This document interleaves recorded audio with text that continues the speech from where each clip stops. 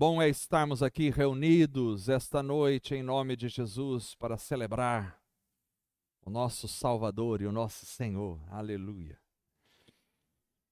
Quero trazer uma mensagem hoje. Um dos textos está lá em Ezequiel, capítulo 47. Você pode abrir a sua Bíblia, Salmo, Provérbios, Isaías, Jeremias, Lamentações, depois vem Ezequiel. Ezequiel, capítulo 47, próximo ao final do livro.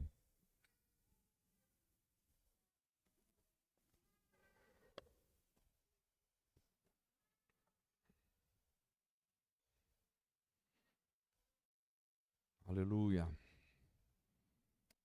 Louvamos o teu nome, Senhor, para sempre.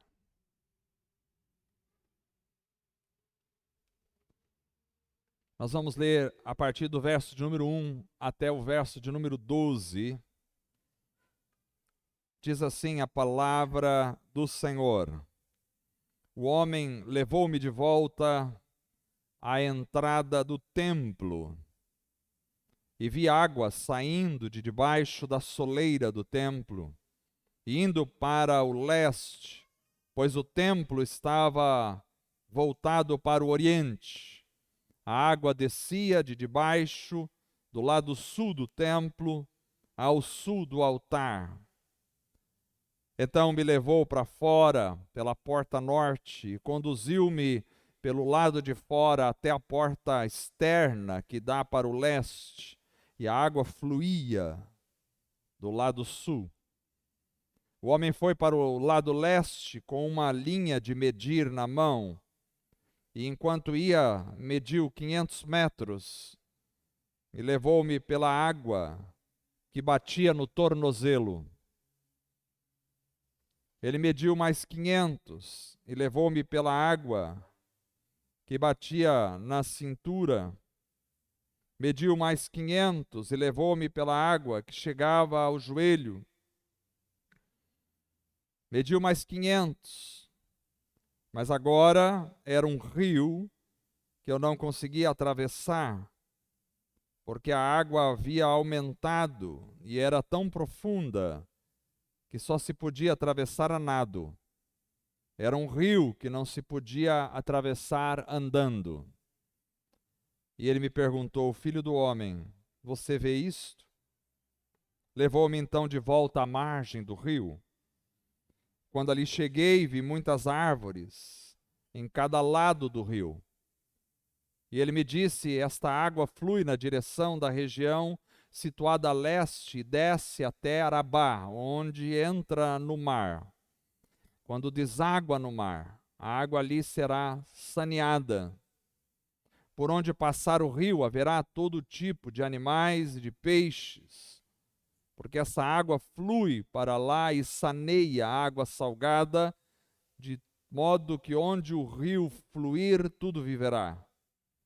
Pescadores estarão ao longo do litoral, desde En-Gedi até En-Eglaim. Haverá locais próprios para estender as redes. Os peixes serão de muitos tipos, como os peixes do mar grande. Mas os charcos e os pântanos não ficarão saneados, serão deixados para o sal. Árvores frutíferas de toda espécie crescerão em ambas as margens do rio. Suas folhas não murcharão e os seus frutos não cairão. Todo mês produzirão, porque a água vinda do santuário chega a elas. Seus frutos servirão de comida e suas folhas de remédio. Amém. Vamos orar mais uma vez. Senhor Deus, graças te damos pela tua palavra maravilhosa que lemos esta noite. Pedimos a graça, a direção, a unção do teu Espírito Santo, para que essa palavra seja compreendida por nós e que ela possa ser aplicada na nossa vida todos os dias. Age em nosso meio, tira todo o empecilho, tudo aquilo que vem para atrapalhar a compreensão da tua palavra, toda preocupação, toda ansiedade. Tira fora, ó Deus, em nome de Jesus. Que a tua palavra seja como uma semente caindo numa terra boa em nossos corações.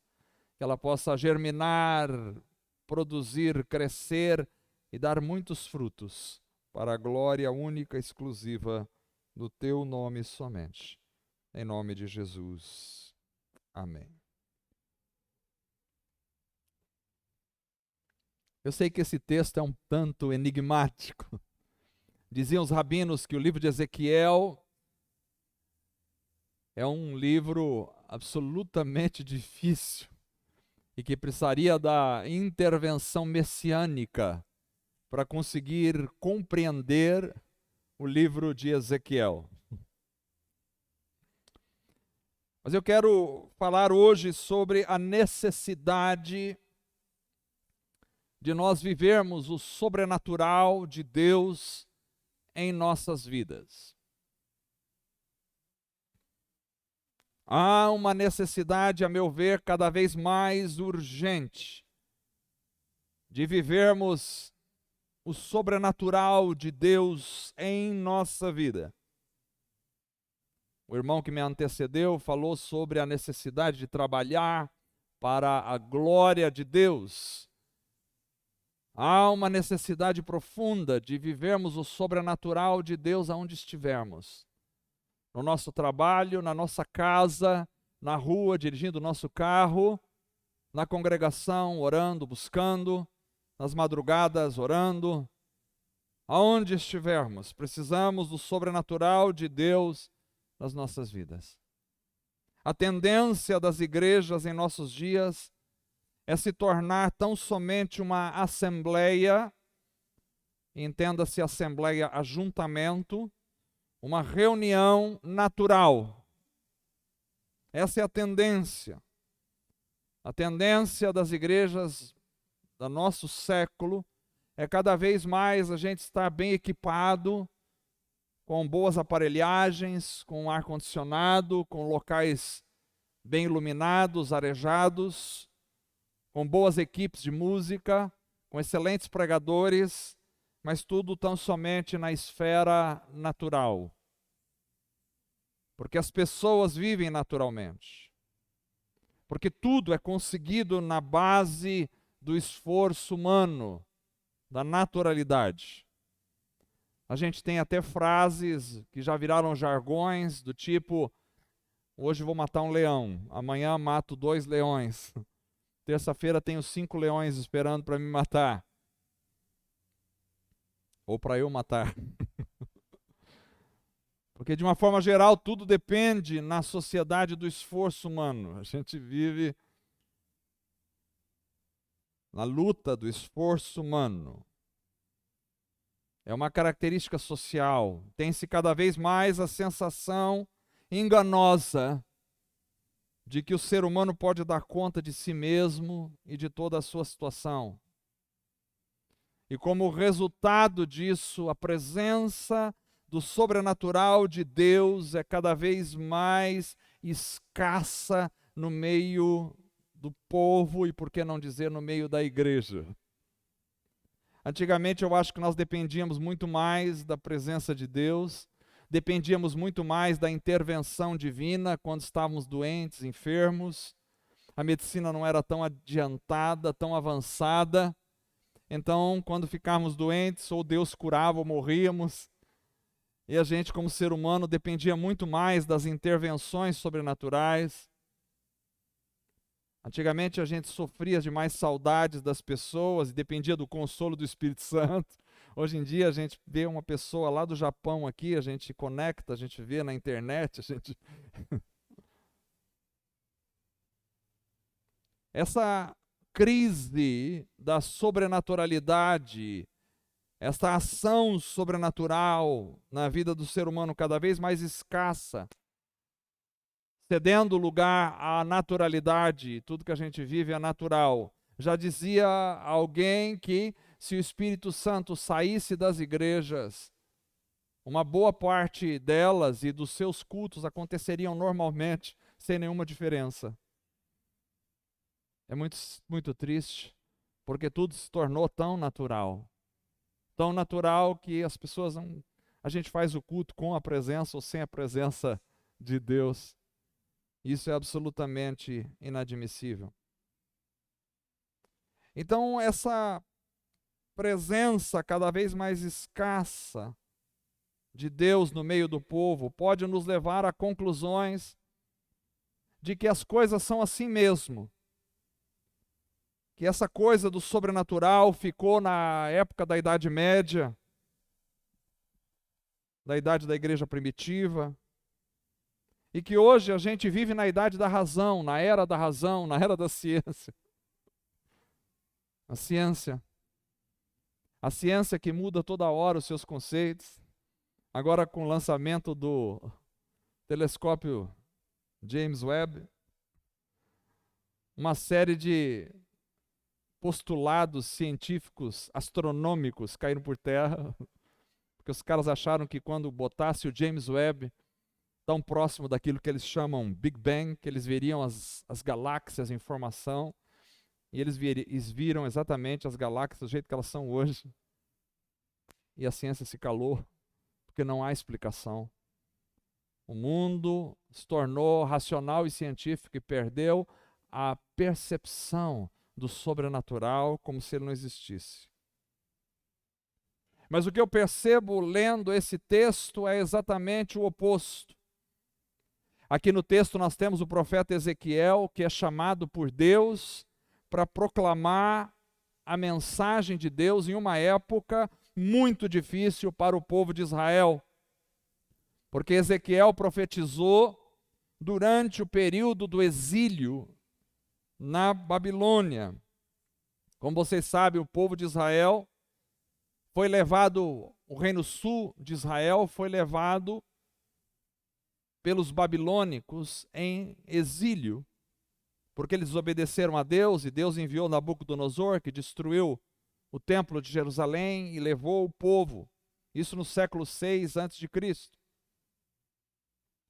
Então, o profeta Ezequiel é levantado por Deus na Babilônia para chamar a atenção do povo e para dizer ao povo que eles estavam no exílio, que a situação estava absolutamente caótica do ponto de vista social, cultural e religioso, porque não havia mais templo. Mas que ao mesmo tempo, apesar desta situação tão catastrófica, ele iria trazer Israel de volta. E aí Ezequiel tem uma das visões mais famosas de Ezequiel, é a visão do Vale de Ossos Secos, não é? Então, no Vale de Ossos Secos, que às vezes a gente faz um monte de aplicações para lá e para cá, mas a bem da verdade, a visão do Vale de Ossos Secos, em uma observação primária, é um retrato da condição de Israel naquele momento, e que Deus ajuntaria Israel novamente como um exército forte, apesar de só restarem ossos em Israel. Essa é uma das visões que Ezequiel teve. E aqui, o texto que nós lemos, Ezequiel tem uma outra visão, uma visão de um rio. O rio sai do templo, o templo já não existia, mas ele tem uma visão do templo, o rio sai do templo, e o rio vai passando por Israel e vai indo em direção ao mar. E aqui provavelmente é uma referência ao Mar Morto, porque o Mar Morto é chamado de morto pela quantidade excessiva de sal, onde havia uma grande dificuldade de desenvolver vida. Hoje já não é mais assim, já descobriram micro-organismos e vida no Mar Morto. Mas naquela época, então, era como se fosse morto mesmo, ele é chamado ainda de Mar Morto. E nessa visão de Ezequiel, nós podemos notar que Deus prometia a Israel que, embora eles estivessem no exílio por conta do seu próprio pecado, do pecado da nação, um dia eles seriam uma bênção para todas as nações. Por isso, o rio que saía do templo, ele corria para o mar, Mar Morto, mas ele corria também figurativamente para abençoar tudo aquilo que estava morto, todas as nações. Aliás, a promessa de Deus para Abraão é: em ti serão benditas todas as famílias da terra. Então, proposta de Deus para com Israel era usar Israel como um instrumento para abençoar as nações gentílicas. Mas nesse momento, o povo de Israel estava vivendo um tempo de dor e não conseguiam sair do exílio. Aliás, eles passaram 70 anos no exílio. E para saírem de lá, eles precisavam de uma intervenção sobrenatural. Por quê? Porque eles estavam sob domínio dos babilônicos, eles não tinham poder de exército, não tinham armamentos, estavam exilados, eles não tinham como se rebelar contra os babilônios, e não tinham como se rebelar depois contra os medos persas, que vão assumir depois da Babilônia. Então eles estão mãos atadas, eles não têm o que fazer, eles estão no exílio. Já não há mais Estado formado em Israel, já não há mais autoridades eclesiásticas, já não há mais autoridades governamentais, não há mais rei, não há mais governadores em Israel, não há mais exército, não há mais nada. Eles estão espalhados por entre o povo da Babilônia e por ali eles estão e vão ficar 70 anos. Agora vocês imaginam quantos anos você tem? Quantos anos você tem? 70 anos. Como é que depois de 70 anos eles podem sair daquele lugar de exílio? Impossível para o mundo natural. Mas Deus não trabalha no mundo natural simplesmente como nós. Deus trabalha no mundo sobrenatural e de uma forma sobrenatural, Deus iria resgatar Israel e trazê-lo de volta para a terra e reconstruir o templo. E foi assim que aconteceu com Neemias e Zorobabel, quando por um edito do rei Ciro eles voltaram para Jerusalém. Ou seja, eles estavam vivendo um tempo de dor e não conseguiriam sair de lá a não ser por uma intervenção sobrenatural. Jamais conseguiriam florescer, jamais conseguiriam ser bênção para ninguém, a não ser por uma influência sobrenatural. Então esta palavra seria uma palavra de incentivo, uma profecia para Israel, de que eles ainda iriam florescer. E preste atenção, existem momentos na nossa vida que nós às vezes podemos cair na loucura de achar que a gente consegue dar conta das coisas sozinho.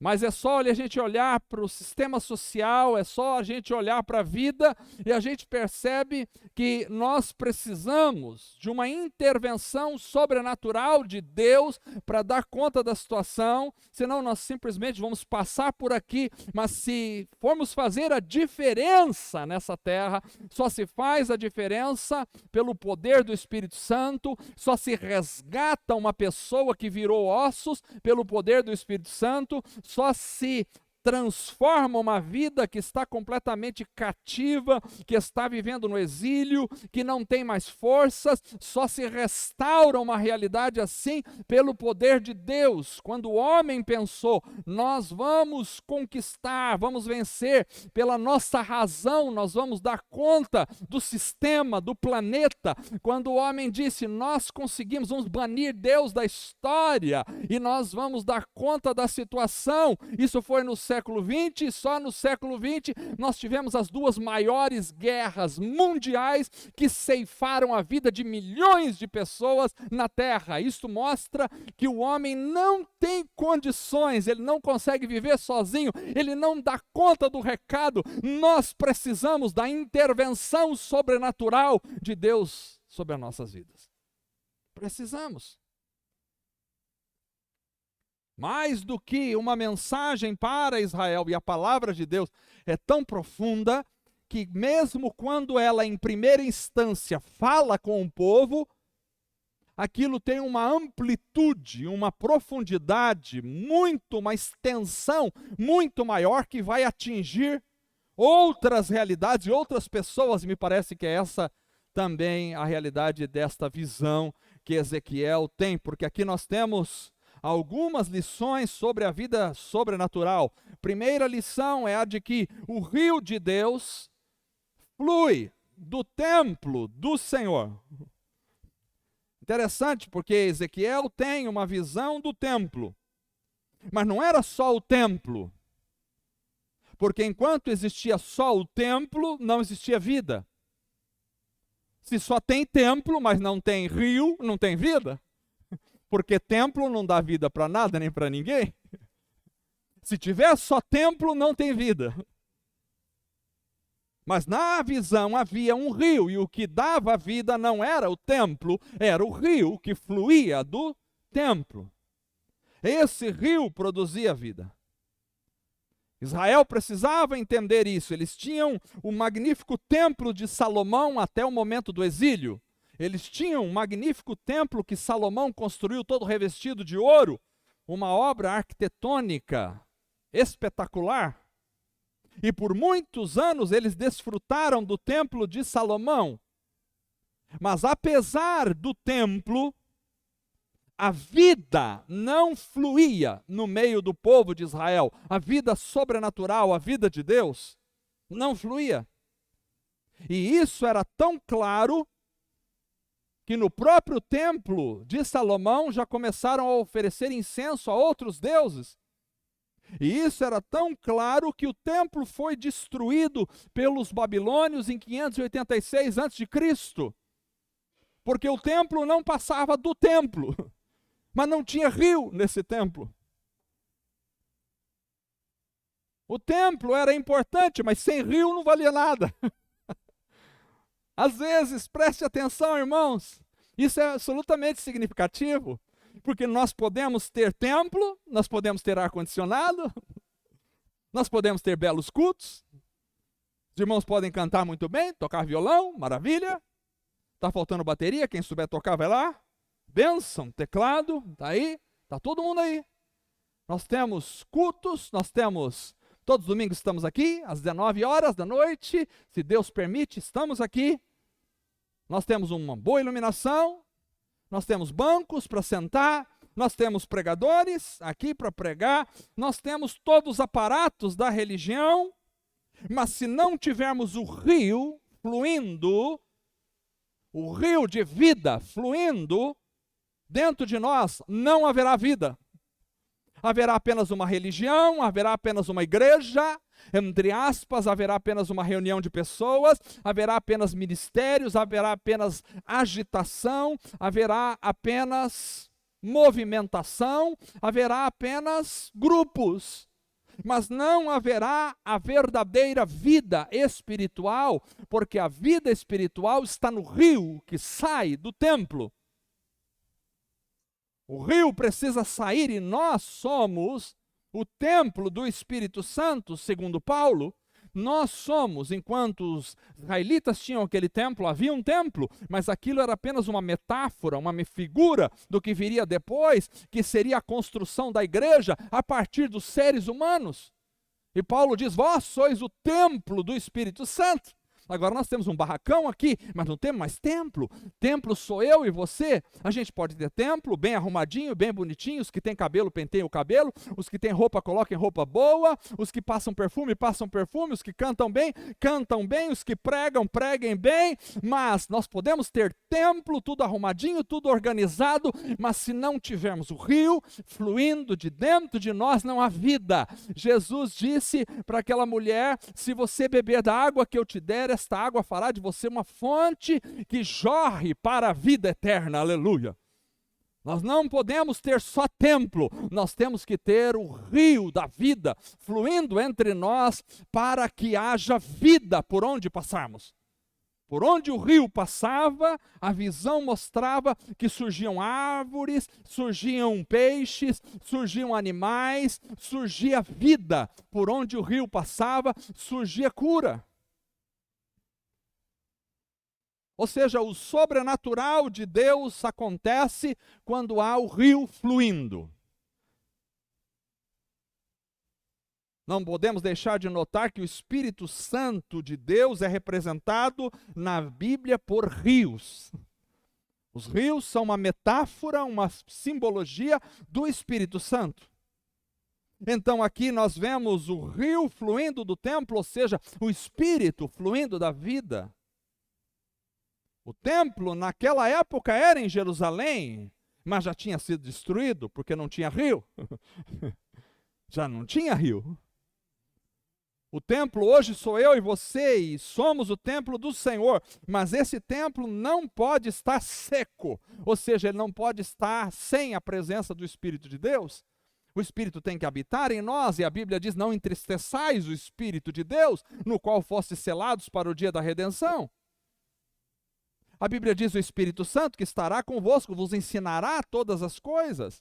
O Espírito Santo guiava os apóstolos, guiava Paulo, guiava a igreja primitiva. O Espírito Santo falava ao coração dos irmãos, falava ao coração da igreja. O Espírito Santo agia, convertia pessoas, transformava pessoas na época da igreja primitiva. Mas o tempo foi passando e eu acho que de alguma forma ficamos com templos, mas sem o rio. E sem o rio não tem vida. E sem vida não tem igreja. E sem igreja não tem nada. Então nós precisamos do rio que flui, ou seja, precisamos da ação do Espírito Santo entre nós. Não podemos nos acomodar à aridez espiritual e falar: não, está tudo certo, está tudo bonito, a gente fica em casa mesmo, está tudo bem. A gente vem aí, faz uma reunião uma vez por semana, volta para casa e continuamos vivendo a nossa vida. A demência principal da religião é que a religião diz para você: você continua do jeito que você está, você vive como você está, desde que você cumpra certas regras. Isso é religião. Jesus não veio estabelecer religião, Jesus veio trazer vida. E vida é vida transformadora.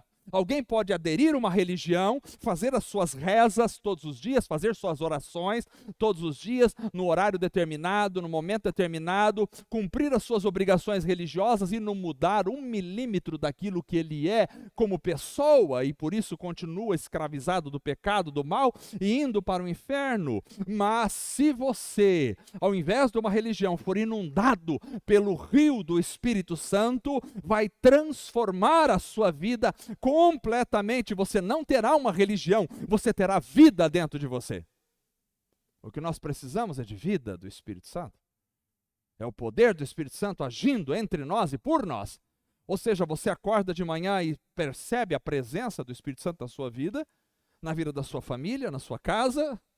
Ou a gente já acorda de manhã brigando, quebrando o pau, nervoso, com raiva, xingando um e o outro, revoltado contra o governo, revoltado contra a falta de dinheiro.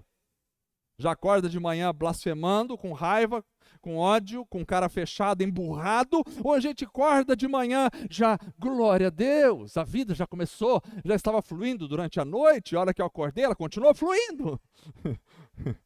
E a gente vai dormir emburrado, cabisbaixo, irritado, brigou com todo mundo, falou mal de todo mundo, quebrou o pau com todo mundo dentro de casa, e aí vai dormir nervoso, esperando que acorde amanhã, esteja tudo bem. Não é a noite que muda a gente, o que muda a gente é o poder do Espírito Santo. Ou você tem o poder do Espírito Santo em você, e isso vai te transformando. Ou você tem apenas templo, e templo sem rio vai ser destruído pelos babilônios. Meu Deus, eu só estou no primeiro ponto, tem 78, estou brincando. Mas tinha tanta coisa para falar. Temos que orar para o relógio parar quando viemos para cá. Segundo, o rio que flui do templo, não só ele traz vida, mas ele cresce abundantemente. O rio é crescente, ele cresce numa exponencial. Ele cresce. O rio vai se avolumando, vai se tornando mais largo, mais profundo. Vejam que o rio pode começar no templo, ele começa no templo, mas ele tem uma tendência absolutamente expansiva, porque assim são as coisas de Deus, elas não são paradas. Elas vão entrando em todas as circunstâncias. Você pode começar com uma pequena fagulha aqui, mas isso vai incendiar toda a sua vida, vai incendiar o seu trabalho, vai incendiar a sua casa, vai incendiar a sua viagem de férias, vai incendiar a realidade onde você é, e o que você não é, vai incendiar tudo o que você faz. O rio começa no templo. Ele diz que o anjo vai medindo águas que davam pelos tornozelos. Se ele parasse nos tornozelos, teria um rio absolutamente limitado. Seria um rio fadado, talvez, à escassez nas épocas de poucas chuvas. Seria um rio que daria apenas para algumas coisas, matar a sede e algumas coisas. Mas ele mede mais 500 metros e vai para os joelhos. Ele mede mais 500 e vai para os ombros. O rio está se avolumando. O rio não para. Ele não é um rio, um riacho. Tem gente que acha que a vida com Deus é um riacho, é só você ficar naquele pouquinho e tá bom. Vou no domingo à noite, tá tudo certo ali, faço as minhas orações, vou para casa, dou a minha oferta, volto para casa, tá tudo certo. Não, não. Se você tem o rio do Espírito, ele vai fluir. Ele vai se avolumar, porque é vivo. Águas vivas, disse Jesus. E é interessante, eu não consigo sair dessa temática. Orem por mim para sair dessa temática, não consigo sair. Quando Jesus disse para quem crê nele, rios de água viva, rios no plural, fluiriam do seu interior. A temática das águas.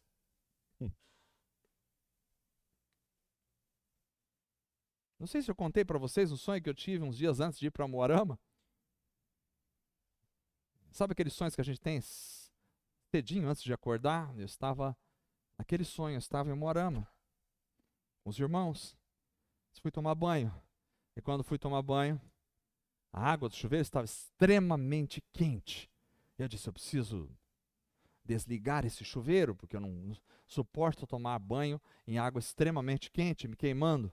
E aí quando eu fui desligar o chuveiro, ele caiu na minha mão. Falei, pronto. Nos sonhos agora criei um problema. Eu tenho que falar para os irmãos que eu quebrei o chuveiro. Como é que eu vou tomar banho aqui? E eu quebrei o chuveiro. Mas quando eu olhei para o chuveiro, descia como uma coluna de água. Era uma coluna dessa espessura que descia de água. E a coluna era uma água branca, como se tivesse cloro naquela água. E eu olhei para aquela água e eu disse, bom, em condições normais, jamais eu ia entrar debaixo de uma coluna descendo de água dessa largura, você esmagado no chão pela água. Em condições normais eu não entraria, mas naquele sonho eu disse, eu vou entrar nessa água. E quando entrei na água, aquilo me trouxe como se fosse uma clareza. E eu vi a água límpida que passava pelo meu corpo, uma sensação maravilhosa. E aquilo eu entendi que era a presença do Espírito Santo. Não está só lá em Moarama, não fiquem com ciúme. Aqui está também, em nome de Jesus, a presença do Espírito Santo. Águas que vão pelos ombros, mas não está satisfeito. O homem mede mais e agora ele não vai conseguir mais andar, porque quando as águas se avolumam demais e passam da nossa altura, só conseguia nada. Isso mostrava a abundância da presença de Deus que aconteceria, ou seja, começaria no templo, mas ele não para ali, ele precisa abranger toda a sua realidade. E enquanto você ainda caminha nas águas, você tem um certo controle, você está com o pé no chão, você está com o pé na terra, você controla. Agora, quando você entrou num momento em que aquilo encobriu você, você perdeu o pé. E quando você perdeu o pé, você tem muito pouco controle. Você é levado pela onda, você é levado pela correnteza, você é levado. O que Deus parece me estar dizendo neste texto é que a presença dele ia ser tão grande que aqueles que são guiados pelo Espírito Santo são como vento. Deus os leva para onde quer, conforme a sua vontade. E a graça de Deus envolve tudo, envolve você como um todo. Eu vou dizer uma coisa para os irmãos, nós estamos vivendo tempos de muita escassez de vida com Deus, mas se queremos vencer nesta vida espiritual, se queremos continuar firmes sem titubear, nós precisamos nos encher do Espírito Santo a cada dia mais, a ponto desse rio ser tão caudaloso na nossa vida que nos leve para todos os lados segundo a sua vontade. Nós não podemos viver num riacho. A abundância da ação de Deus na vida do ser humano é uma realidade nesse texto. Deus nos convida a deixarmos-nos fluir no Espírito Santo. Mas tem muita gente que quer só um riachinho. O Espírito Santo não é um riacho. O Espírito Santo quer fluir num rio caudaloso em você, por você, ao redor de você. Deus mostrava para Israel que eles iriam atingir distâncias e extensões inimagináveis. Quando você tem um pequeno riacho, você atende apenas uma circunstância local, mas quando você tem um rio caudaloso, para onde vão essas águas? Para onde vão essas águas? Isso mostra que a abundância do sobrenatural de Deus quer fluir com graça e poder, ou seja, Deus não quer, assim como Deus não quer que você viva uma vida cabisbaixo, triste, amargurado, que encare tudo como uma punição, que encare a vida como um sacrilégio, como uma dor profunda na alma. Deus não quer que você viva assim. Deus também não quer que você viva na miséria espiritual. Deus quer te encher da graça para que você flua no poder do Espírito Santo. A gente lê as biografias dos homens do passado, homens que foram usados por Deus nos grandes avivamentos na Inglaterra, no país de Gales, na América do Norte. A gente vê essas biografias e a impressão que a gente tem é: meu Deus, eram homens especiais e isto não é para mim. Não é para a minha vida, não é para nós hoje. Nós temos que viver aqui no riachinho mesmo, igual aqueles chuveiros, sabe que na época do inverno é pior ainda, né? Vai ficando igual os meus chuveiros, vai entupindo, aí cai uma gotinha para cá, outra para lá, você tem que ficar no meio caçando a água debaixo do chuveiro, e a água esfria para cá, esquenta para lá. Deus não quer que a gente viva assim. Este não é o plano de Deus. O inimigo pode até dizer para você: não tem mais jeito, é frieza espiritual para todo mundo. É nada. Se você quiser, Deus pode encher o teu coração de tal forma que vão fluir rios de água viva de dentro de você, e você viverá na unção e na graça e no poder do Espírito Santo. Aliás, é isso que eu estou pedindo, é isso que eu estou querendo para a minha vida, é isso que eu estou buscando, e eu percebo que cada vez mais nós estamos perto disso, porque a ação de Deus já está acontecendo em meio à igreja, e quem não quiser vai ficar para trás, mas se você quiser, há um rio caudaloso para você mergulhar na presença do Espírito Santo, se maravilhar em Deus e ser usado por Deus como bênção para todos. Porque este rio é um instrumento de cura poderosa. O texto que lemos diz que por onde passava as águas havia cura. Havia cura onde? Na natureza. Lugares desérticos se enchiam de árvores. E o povo de Israel sabia muito bem o que eram esses lugares desérticos. Lugares desérticos se enchiam de árvores. Rios estéreis se enchiam de peixes. Animais começavam a aparecer para ali. E até a água salgada era curada para que pudesse ser utilizada. Ou seja, o rio de Deus traz vida por onde passa e traz cura. Nossa nação, a nossa sociedade é doente. Eu nunca vi uma sociedade mais doente do que essa. Eu não estou falando de doenças físicas, eu sei que tem uma série de doenças aí, vírus para todos os lados, mas as doenças mentais, nós estamos vivendo numa época de doenças mentais. É assustador. Minha esposa é professora de escola. É assustador ver a quantidade de crianças com laudos nas escolas. Cada vez mais nós temos crianças que já vêm com certas perturbações, com certos problemas. A sociedade está doente. Isso, é claro, tem algumas causas biológicas, alimentação e tudo mais, mas também tem causas absolutamente emocionais, as famílias em opressão, em depressão. Pais que não cuidam dos seus filhos, mães que estão mais preocupadas com o sucesso profissional do que com cuidar dos filhos. Pais que acham que podem pagar a sua presença com presentes aos seus filhos. Não há diálogo entre a família.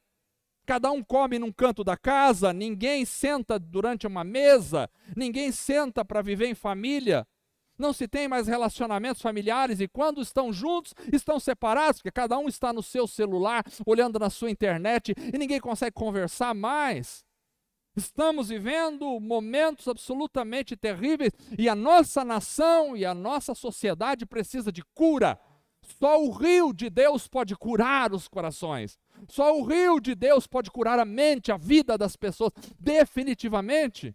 Só Deus pode transformar completamente o coração de uma pessoa. Metade ou talvez 90% dos nossos problemas é porque estamos vazios de Deus. Mas quando estamos cheios do Espírito Santo, os nossos problemas vão sumindo. Os nossos caprichos vão desaparecendo, o nosso egoísmo vai desaparecendo, as nossas invejas vão desaparecendo, os nossos traumas vão desaparecendo, as nossas angústias vão sumindo, porque Deus vai tomando conta e o rio vai sanando tudo, vai sanando, e onde antes só tinha aridez, agora começam a surgir peixes maravilhosos. A vida de um cristão, uma vida frutífero, serás como uma árvore plantada junto a ribeiros de fontes, a qual dá o seu fruto na estação própria, aleluia. A vida de um cristão, uma vida frutífera. Ainda velhos darão frutos na sua velhice. Hoje em dia nem os jovens estão dando frutos, quem dirá os velhos. Mas com um cristão cheio do Espírito Santo, mesmo com 90, 100 anos de idade, ele está dando frutos. Aleluia. Agora, se nós temos adolescentes que só reclamam, quando chegar a velhice, então, será o que? Uma fábrica de reclamações? Misericórdia. O rio de Deus cura. Cura. Nós precisamos desta cura em nosso coração. Precisamos dessa cura. Precisamos fluir este rio. Fluir. E aí aqui, caminhando para o final, vem uma pergunta. Se o plano de Deus é que haja vida e cura como um rio que cresce e se avoluma entre nós, por que muitas vezes não experimentamos isso? Por quê? Se este é o plano de Deus, se Deus quer assim para todos nós, por que não experimentamos? E eu creio que a resposta está dada por Paulo na primeira carta aos Coríntios, capítulo 2. Pode abrir a sua Bíblia, verso 1 até o verso de número 5, nós vamos ler. E aqui é a segunda mensagem da noite, estou brincando. 2, do 1 ao 5.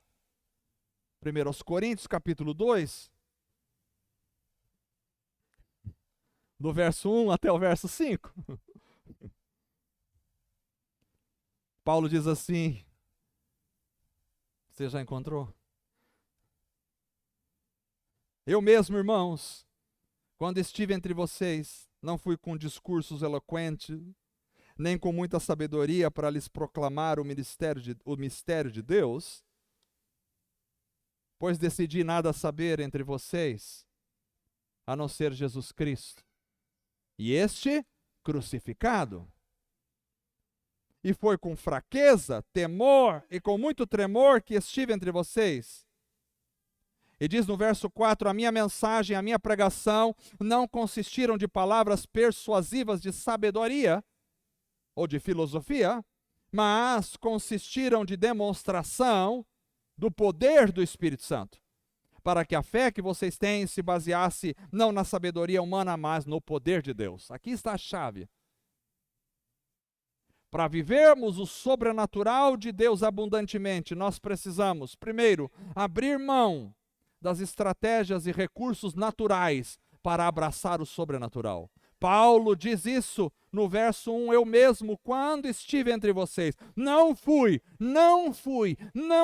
com discurso eloquente, nem com muita sabedoria, para lhes proclamar o mistério de Deus. Ou seja, ele era um homem letrado, absolutamente culto, ensinado aos pés de Gamaliel. Ele tinha se formado em Harvard na época, frequentou Cambridge. Mas ele disse, eu abro mão dos discursos eloquentes, da sabedoria humana e me apego no poder, no sobrenatural de Deus. Porque enquanto a gente espera se apoiar no natural, na nossa inteligência, na nossa cultura, não, eu dou conta do recado. Enquanto você achar que você consegue, enquanto você achar, não, eu vou traçar uma estratégia agora, vai dar certo. Acredite, eu estou tentando há muito tempo, nunca deu certo por mim mesmo. Por você mesmo não dá certo. Porque você tem que entender a sua própria falência humana para entender que a solução só está em Deus e não em você. O orgulho entrou no coração do homem e disse, o homem é a medida de todas as coisas. A solução está no próprio homem, a solução não está no próprio homem. Se a solução estivesse no próprio homem, nós não teríamos tido a Primeira e a Segunda Guerra Mundial só no século XX. Porque a solução não está no homem. A solução está em Deus. Enquanto o homem acha que ele é a solução, ele só faz catástrofes. Enquanto esperamos e nos apoiamos no natural, na sabedoria humana. Hoje se fala muito em educação, e eu vou dizer uma coisa para vocês, eu sou a favor, absolutamente a favor da educação, mas eu quero dizer uma coisa esta noite. A solução para a sociedade não está na educação.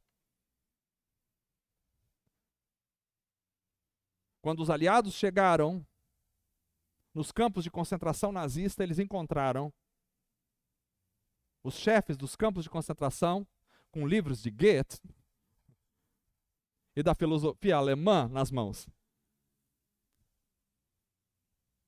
Eram homens absolutamente cultos, mas totalmente malignos.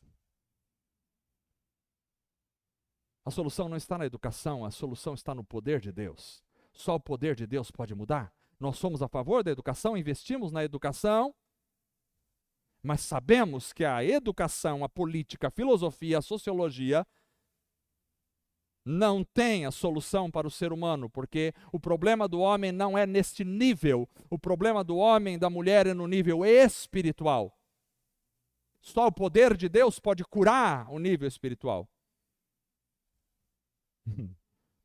Por isso, pais, vocês devem investir na educação dos seus filhos, mas o principal legado que você pode deixar para o seu filho é a experiência com o poder do Espírito Santo na sua vida, é a consciência da verdade de Deus revelada na sua palavra, é o respeito, o amor e o temor por Deus e por sua palavra. Este é o maior legado. Todo o resto vai desaparecer como poeira na história, mas a consciência do poder de Deus vai acompanhá-lo por toda a sua vida. Então, Paulo abre mão dos discursos eloquentes para estar no poder de Deus, porque o templo pode ser natural, mas o rio que flui é sobrenatural. O homem constrói o templo, mas só Deus pode fluir o rio. O homem pode construir templo, a gente pode construir igrejas, a gente pode construir catedrais, mas só Deus pode fluir o rio do Espírito entre nós. Por isso nós precisamos abrir mão do natural e suas estratégias para depender do sobrenatural. E Deus está procurando pessoas que dependam dele. Enquanto nós não abolirmos a proclamação da independência nossa mesmo, para dizer, Deus, eu não quero ser independente, eu quero ser dependente do Senhor. Nada vai acontecer. Mas quando a gente entender que nós não somos independentes, nós somos dependentes. E somos tão dependentes que se Deus mexer uma coisinha assim, o nosso coração parar de bater, a gente morre agora mesmo. Não dá nem tempo de chegar em casa. Se o teu coração, que é um músculo que vai batendo, desde o dia que você nasceu, desde o dia que você estava lá no ventre da sua mãe, e era você no ventre da sua mãe, era você.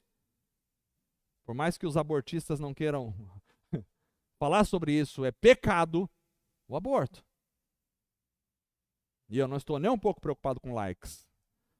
O que me preocupa é a palavra de Deus e a verdade do Evangelho. Mas desde a concepção, o seu coração está batendo. E ele não para, e ele não cansa. E ele não cansa. E se você ficar pensando, mas se ele cansar daqui a pouco? Se ele cansar, você já foi. Se ele cansar, parou. Se ele parar, acabou. Você pode tentar de tudo. Se ele parar, parou.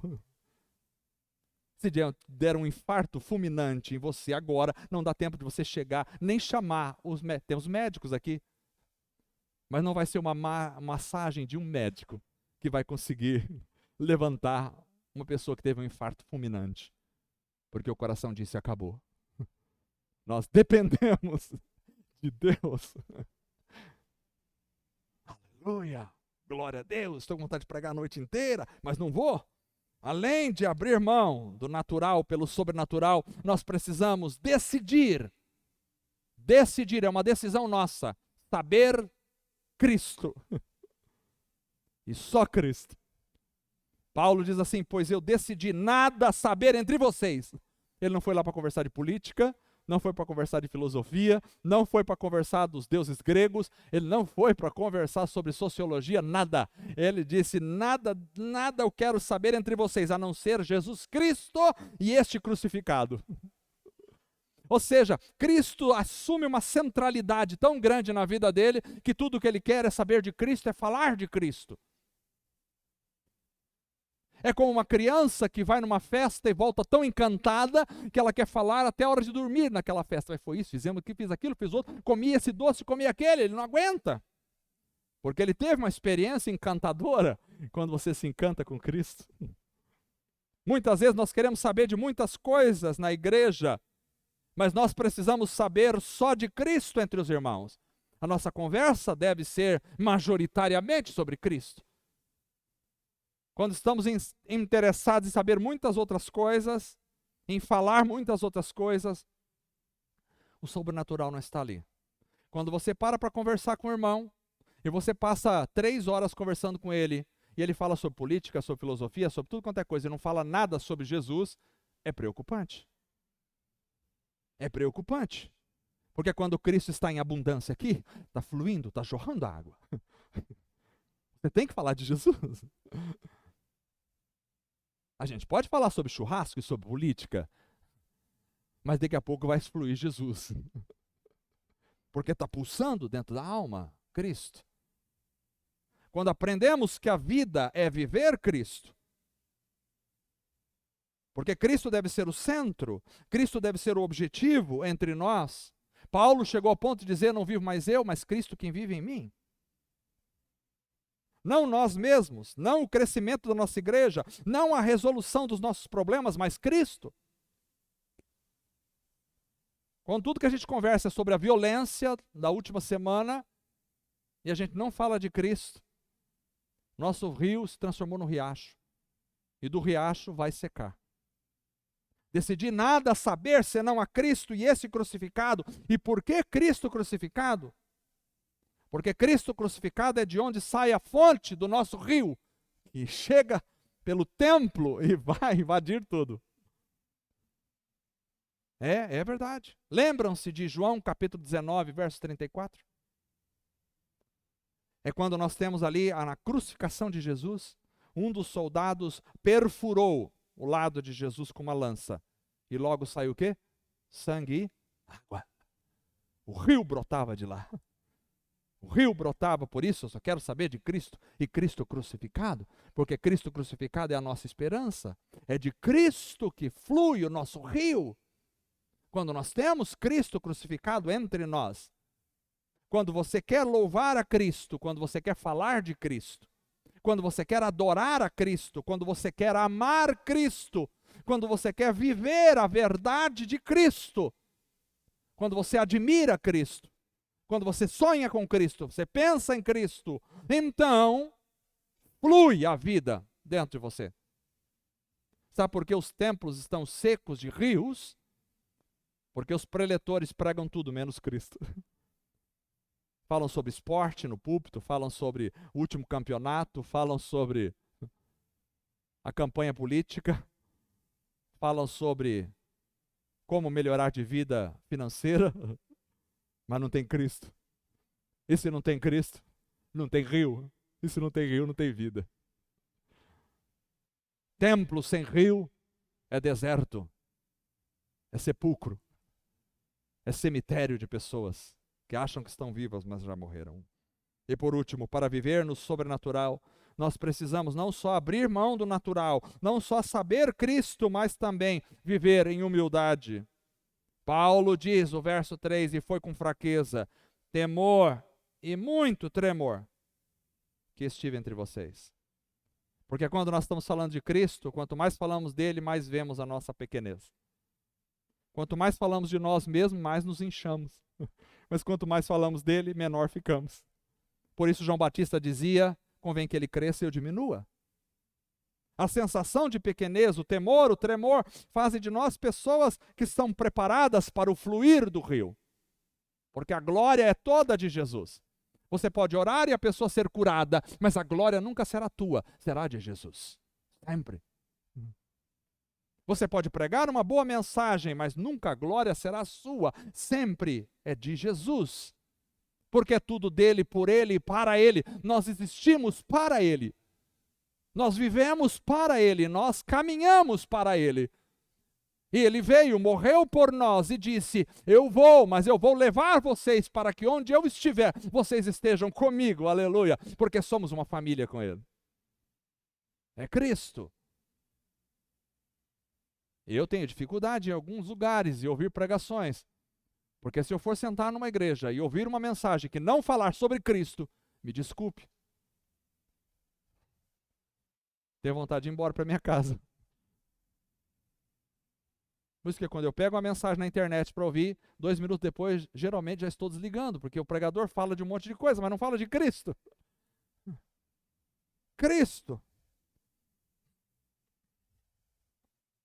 A humildade, o temor e o tremor são essenciais. Então, quando abrimos mão do natural pelo sobrenatural, quando queremos saber Cristo, quando vamos buscá-lo e adorá-lo com temor e tremor e humildade, então o rio começa a fluir aqui. E vai fluindo do templo. E vai transformando-se num rio caudaloso, que vai envolvendo todo o seu ser e te controlando. O rio é a presença do Espírito Santo. E que vai por onde passa o rio que sai de você, que é a presença do Espírito, vai curando, vai transformando, vai libertando. E era tão poderoso isso nos discípulos, que Pedro, por onde passava, a sombra dele, que projetava, curava os enfermos. Porque ali havia um rio caudaloso, que curava não só emocionalmente e espiritualmente, mas curava também fisicamente.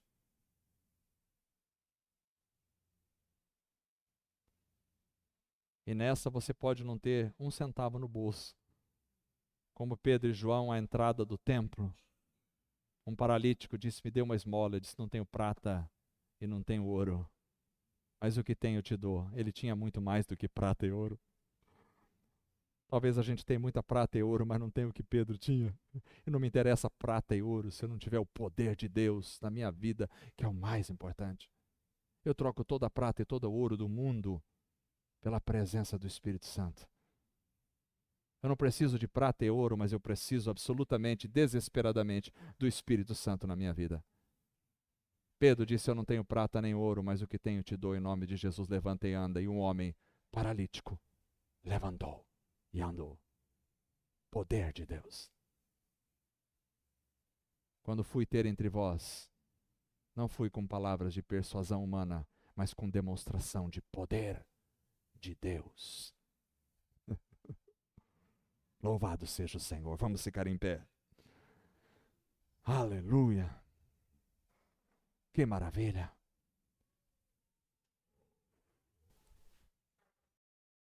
O rio de Ezequiel precisa fluir em nós e através de nós. Entre nós e através de nós. Oremos ao Senhor. Senhor Deus, esta noite estamos aqui, ouvimos a Tua palavra. Tua palavra é viva, poderosa, eficaz, maravilhosa.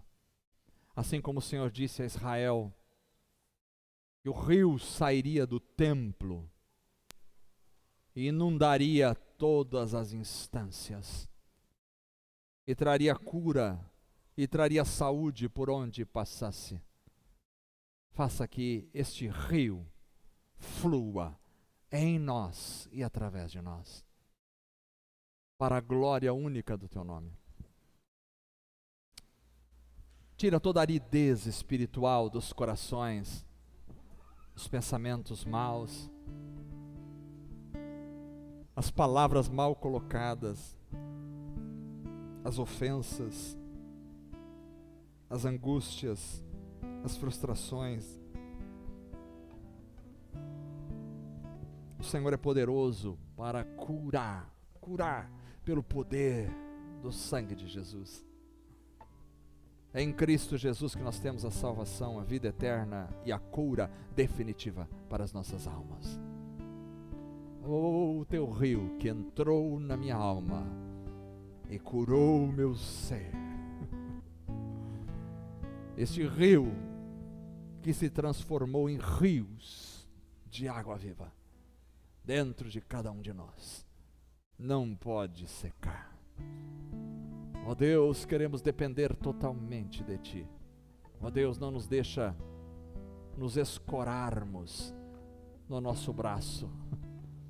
O nosso braço não é forte, é fraco. Não nos deixa estribarmos em nossa própria inteligência pessoal. Nós não somos inteligentes. Ah, não, perto do Senhor. Não damos conta de toda esta vida. Não damos conta nem do cérebro humano. Não damos conta, Senhor, das circunstâncias que nos cercam. Não damos conta das doenças, dos cânceres da vida. Mas o Senhor, o Senhor, para Ti não há impossível, Senhor. Para Ti não há impossível. E nós cremos no Teu poder sarador, curador. Nós cremos. O Senhor ressuscitou Lázaro 4 dias depois de morto. Aquilo que para o homem é absolutamente impossível e impensável até, para o Senhor tudo é possível. Tu és o dono da vida. Que o Teu poder possa entrar nos corações e aquilo que é deserto se torne num mar, num oceano caudaloso.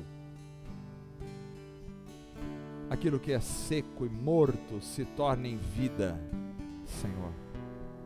E que por onde passarmos possamos jorrar o Teu rio, trazendo vida. Sabemos que a vida não é nossa, é do Senhor. E que toda a honra e toda a glória e todo o louvor só pertence a Ti. É de Ti que vem a fonte da água viva. Ah, Senhor, naquela cruz, sangue e água jorraram. Cura e vida. Perdão e vida para os nossos corações. Que maravilha. Grande é o Teu nome. Abençoa os irmãos que precisam de uma cura esta noite, seja ela emocional, seja ela espiritual, seja ela física. Estenda as Tuas mãos, ó Deus, com o rio do Senhor. Aqueles que acompanham pela internet, estenda as Tuas mãos agora, como um rio, Senhor, para tocar, para curar, para trazer sanidade total, para a glória do Senhor, em nome de Jesus. Amém. Nós vamos cantar com alegria esta noite. Que maravilha.